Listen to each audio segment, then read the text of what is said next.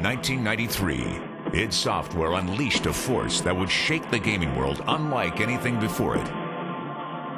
Doom was released, and with it, the birth of a new generation.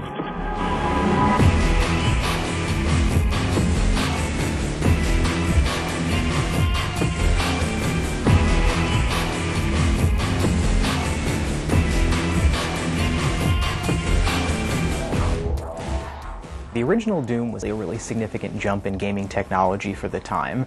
We were making really big strides almost every single game every year. And Doom was a really significant kind of inflection point for things because all of a sudden the world was vivid enough that normal people could look at a computer game and understand what computer gamers were always excited about. With the new Doom game, we've been able to do what I think is one of the most important things for our game engines here, is we've unified the way all of our surfaces and lights interact. We're able to use the bump mapping technologies on the modern 3D cards to bring about detail into things that we can still run at a very rapid rate. And the step in quality is just breathtaking. We're able to see pores and veins and crevices, and you're able to go ahead and see whether a scientist is having a bad hair day. Now, most of the time you don't get to see this much detail when you're just gunning down enemies, but occasionally something will happen. You'll turn around and there's a monster right there in your face. You see the slime dripping out of its mouth and blood coming off of it, and it's really taking it to a new level. The technologies that have followed from the original Doom have brought freedom to the artists who are now able to truly bring their visions to life. Gamers will no longer just play games, they will be immersed in them. Every generation of technology that John Carmack has created has raised the bar for the industry and really set an example that other programmers have used to follow in creating their next generation of technology. Doom 3 is going to be the exact same thing. It looks awesome, and the universe that we've created is nothing short of just mind-boggling. We are going to redefine what people expect to see in a PC game experience and provide them something that they haven't had an opportunity to experience before. There's a huge difference between the way we created art back for the old Doom, for the original Doom, and the way we create art now for Doom 3.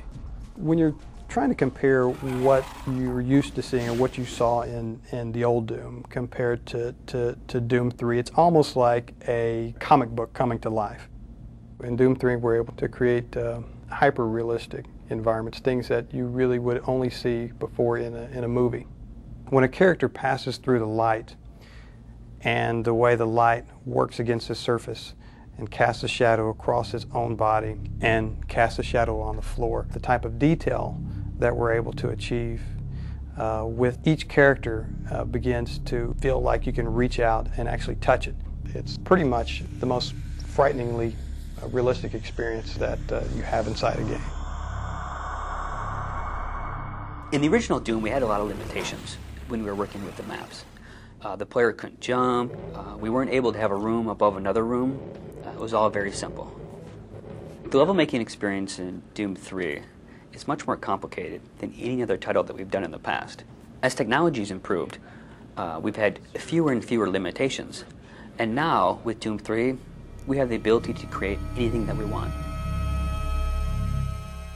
As an animator from a film background, I was always taught to try to get inside the characters and kind of get a feel for what they're thinking. And with the new Doom, I felt that I've been able to be a lot more creative here because I get to basically come up with how the characters move and what the cinematics are and what the demons are doing, what the zombies are doing. So it's very cool. People probably won't understand the amount of detail that is in the world and what goes into creating those details. All the textures are actually models. They're not just painted anymore. Everything is modeled very detailed, very high res, and then we'll build the lower res off of that, and with the new John Carmack magic, it adds all the details back in. We're getting to the point where people really enjoy having that ability to create cinematics that are basically film quality. When we were presented with the opportunity to work on Doom 3, that was a bandwagon I jumped on, with both feet and kind of rallied and said, yes, that's what we need to make, because the technology was right and the time was right, and I really felt that's what fans wanted. People wanted another Doom game from id. Gamers and press alike embraced Doom as it took them through an uncomfortable journey filled with demons and monsters. A decade later, id Software brings back the title that defined the first-person action shooter and makes it one of the most frightening places to be.